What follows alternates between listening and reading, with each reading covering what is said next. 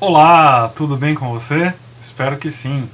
Sejam todos muito bem-vindos aqui ao canal Transcendência, o seu canal de referência segura sobre esoterismo, tradição e religião aqui no YouTube. E neste vídeo nós vamos falar sobre o diabo e os demônios. Esse tema eu escolhi pelo fato de que me pareceu que o vídeo anterior, o vídeo sobre Goécia, acabou deixando algumas dúvidas. Então eu achei interessante complementar um pouquinho, especialmente na parte aí que eu falei sobre os demônios, sobre o conceito de demônio, o conceito de diabo e outras coisas do tipo. Ok? Então eu convido você a me acompanhar nesse vídeo e, se você gostar do vídeo, por favor, curta, compartilhe com seus amigos e se inscreva aqui no nosso canal. Bom, então vamos começar entendendo o que significa a palavra Satã, né?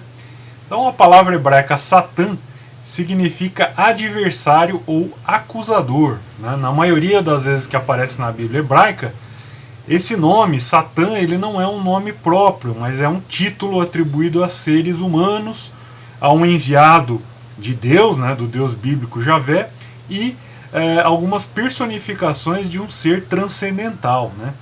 Então, às vezes as pessoas acham que Satã é um nome, né, mas propriamente nessa literatura hebraica mais antiga não se trata disso.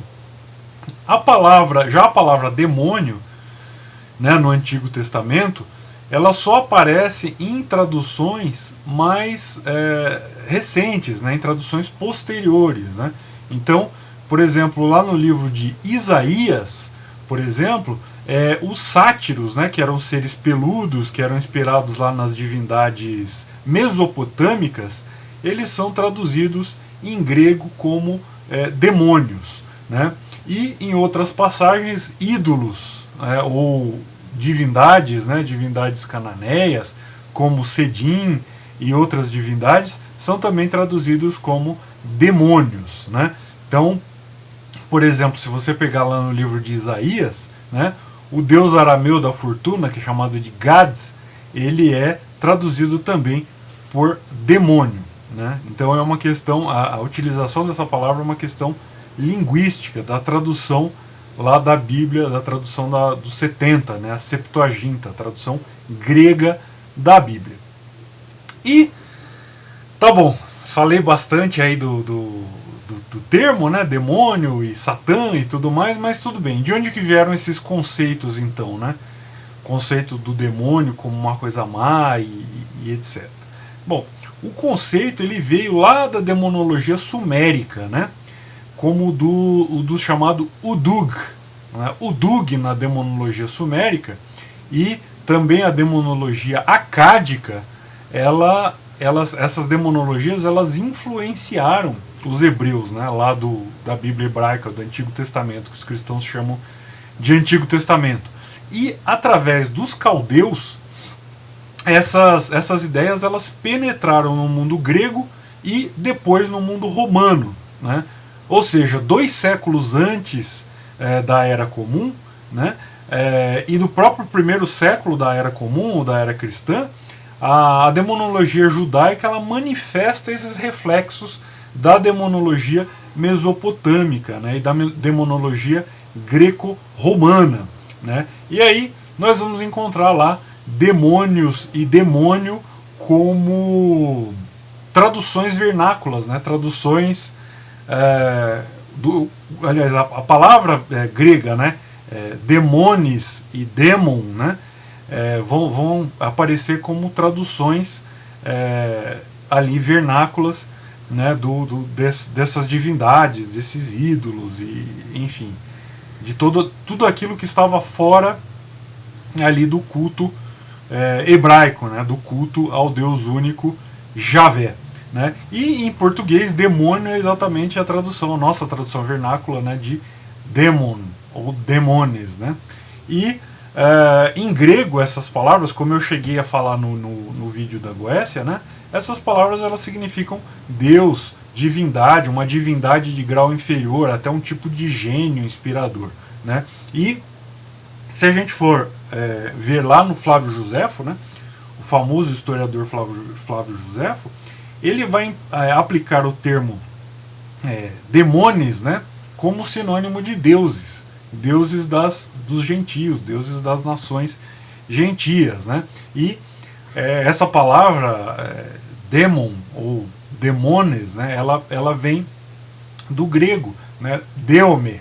Deome quer dizer em grego distribuir, né, ou seja, eram os deuses que distribuíam bens aos homens, né? Então, por isso o sentido de gênio. Eu até citei no vídeo da Goécia falando do Sócrates, né, que Sócrates ele falava que ele tinha um demon, né? E existem outras referências também, tá? Eu não vou falar aqui de referências gregas clássicas, tá? O Sócrates ele tira dessas referências gregas clássicas. Eu não vou citar aqui as referências gregas clássicas, mas assim é interessante saber que há referências na literatura grega sobre esse conceito aí de demon, né? E lá já no Novo Testamento, né, em Paulo, a referência aos demônios, por exemplo, lá no primeiro livro de Coríntios, né, 1 Coríntios 10, capítulo 20, versículo 20, né, são essa referência, a palavra demon, né, ela é realmente uma referência aos deuses dos povos não cristãos, né? E aí, no Novo Testamento em grego, você vai ver que às vezes ele usa essa palavra até em relação ao que os gregos desconheciam, né? Ao demon desconhecido, ou a demons que eles não cultuavam, né? Então ele não está propriamente falando do demônio no sentido que se dá hoje, né? No sentido de ser maligno e etc, né? E uma outra coisa que eu também já citei em outro vídeo, né, é que há uma distinção entre diabo e demônios, né? E essa distinção ela aparece não só no Novo Testamento, como ela aparece também em alguns autores eclesiásticos. Então, Justino, Tertuliano, Clemente de Alexandria, né, esses autores eclesiásticos eles vão fazer claramente essa distinção, né? Por quê? A palavra diabo, né, também vem do grego, né? Diávolos. Diávolos vem de valo. Valo em grego quer dizer arrojar, lançar, né? E o prefixo dia quer dizer através de, não alguém que foi lançado através de. Ou seja, é uma alusão lá à queda dos anjos, né? Diavalin, né? Aquele que foi lançado através do céu, né? Foi lançado do céu. Bom, e aí tá, mas aí e essa história de que os demônios e o diabo foram esses aí que foram lançados do céu, né? De onde que saiu isso, né? Então, na verdade, essa queda dos anjos, né, ela é baseada em livros apócrifos e em pseudepígrafos, né? Então, lá no livro de Noé, o livro de Noé é um livro perdido, é um livro apócrifo que se conhece apenas por referências, né? E no livro de Enoque, que é um livro bem famoso, todo mundo já ouviu falar, né, que foi descoberto na Etiópia, lá no século XVIII, né? O livro de Enoque ele foi descoberto em 1773, né? Então ele fala, esses apócrifos, esses pseudepígrafos, eles vão falar desta queda aí dos anjos, né? Bom, então feita toda essa descrição histórica, né, em relação ao termo Satã, demônio, diabo e etc, como que era usado, etc, fica o seguinte: e aí, fora do mundo cristão não existe isso? Existe, né? Fora do mundo judaico-cristão, como eu falei, existia toda uma demonologia mesopotâmica, uma demonologia acádica e também em outros povos orientais, como por exemplo na própria Índia, aparecem figuras ou aparecem esses seres tidos por nefastos. Então, por exemplo, na literatura indiana vão aparecer lá os Rakshasas, né? O Rakshasi, a Rakshasi é uma fêmea, né? O Rakshasa é o macho desse par demoníaco, né? Vão aparecer, por exemplo, Yaksha, né? E outros, o Mara, né? Que é o arquétipo demoníaco aí do budismo, enfim, vão aparecer várias vezes essas figuras e por todo mundo da tradição vai aparecer a figura de um ser maligno que de uma certa forma trabalha para perverter as coisas ou para enfim, fazer com que as coisas elas sejam colocadas no sentido contrário à vontade superior, à vontade transcendente, né? Um tipo de préternatureza, uma natureza abaixo da natureza, né? Seria o contrário de sobrenatural seria o préternatural, né? Então essas figuras aparecem sempre como ligadas aí ao préternatural. Então pode-se dizer que há uma doutrina, toda uma doutrina tradicional em relação a isso, né? E o que são esses seres, né? O que são os demônios, então? O que são esses seres préternaturais, né? Na verdade, esse ser, seja qual for o nome que se lhe dê, é uma influência imaterial ou intelectual, né? Eu já falei algumas vezes aqui que a vida intelectual e vida espiritual não são duas coisas separadas, né? Então, esse ser, ele é uma influência imaterial ou intelectual. Esse ser não tem corpo, ele não tem nenhum tipo de matéria, ele não tem nada semelhante à matéria, né? É uma existência imaterial e a sua ação ela é percebida através da influência na mente, né? Ou seja, eles não podem ser situados no espaço, né?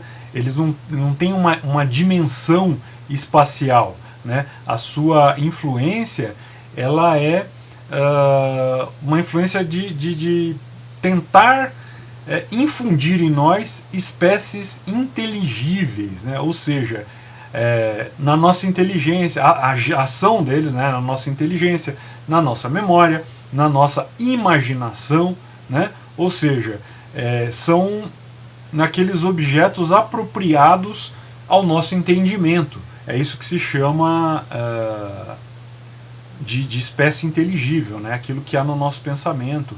Quando nós exercitamos a ação de pensar, por exemplo, quando nós imaginamos uma fruta, quando nós